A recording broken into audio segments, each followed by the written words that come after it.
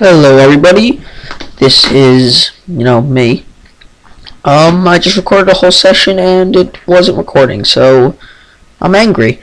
Let's read. Chapter 4, False Traitor, True Hero. There is no titles, it's just Chapter 4. Alone. She was alone. No one was left to comfort her. Her two closest friends were gone. One had betrayed her, and the other went to stop him.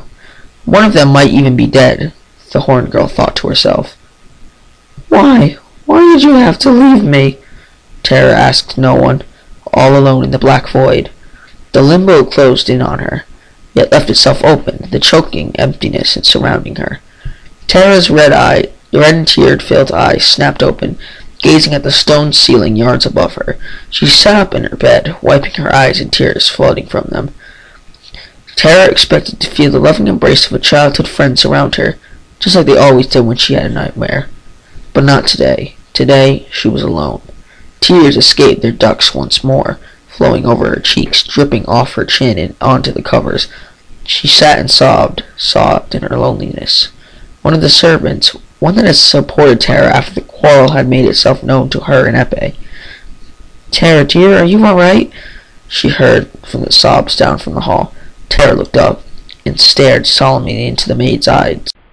The servant sat... I just lost my bed. My place. The servant sat in the bed next to the crying unicorn and hugged her. Terra hugged her back, crying into her shoulder. Why, Epe? Why did you have to do this? You were already supposed to follow him anyways. You didn't do this. She wailed, pained. She kept flowing openly now, flowing in her, like her tears. Shh, it's okay, just let it all out. Shh, the servant said soothingly. Come on, let's go for a night fly. It'll make you feel so much better, she said, flexing her maroon wings. Thank you, Rose. The water gently flowed over your body, soothing your sore muscles. The steam from the hot shower cleared your nostrils. This felt great, you thought to yourself, before you remembered that you need to save hot water for Fluttershy.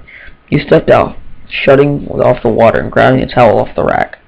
Toweling yourself dry, you look into the mirror and see yourself for the first time. You had straight brown hair, wet from the shower. Hazel eyes shone, appearing from the blue light. You looked at your cut and bruised body. Twilight had done an amazing job. All the cuts were almost already fully healed and beginning to fleshing over. You still had to be careful. They could reopen if you weren't careful. A knock sounded at the door. Epe, are you done? Fluttershy's timid voice said from the other side of the door. Yeah, you respond, grabbing bandages from the counter. I'll be out in a sec. You rewrap your arms, one nasty wound on your chest. The only two that need to be covered. Finish bandaging yourself. You step out of the bathroom, towel wrapped around your waist so your privates stay hidden. Even though everyone already got a nice look when they changed you. Fluttershy was to your right, staring at your bare upper body. You both blush, and Fluttershy squeaks, running into her room. You do the same, minus the squeaking. A few eggs sizzled as the beaten yellow yolk was poured into the pan. You took the liberty to start breakfast while Fluttershy went to tend to all her little critters milling about the cottage inside and out. A few mice and kittens approached you as you started, then the tall new visitor. You would scratch them behind the ear or under the chin whenever they drew near to you. Fluttershy came back, wiping some dirt from her jeans. She must have gone on all fours in the chicken coop or something, you thought to yourself. You have quite a lot of animals here, Fluttershy, you say, while a kitten played with your shoestring. Yeah, I guess, she replied quietly.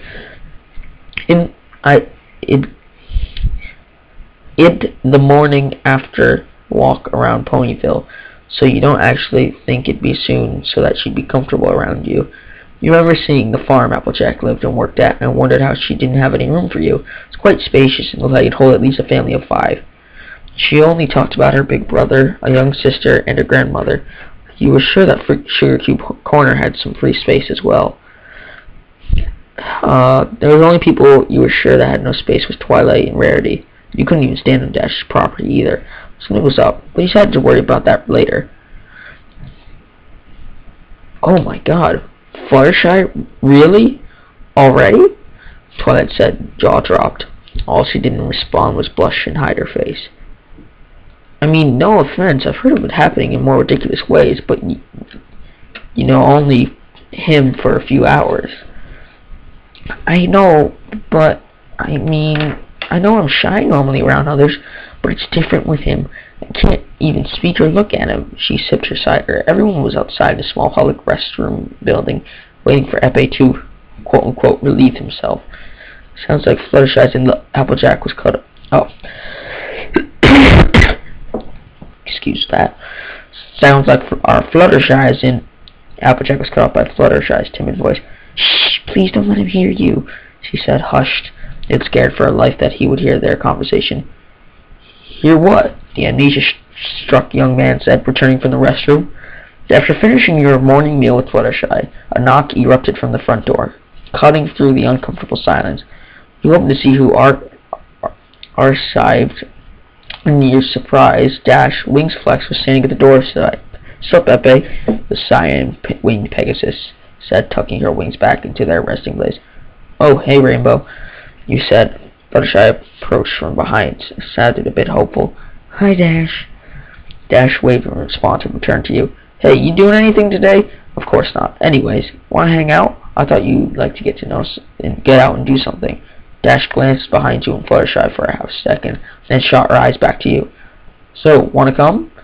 Sure. I don't see why not, you say in a suspicious voice. Okay, come on then, she said, grabbing your arm.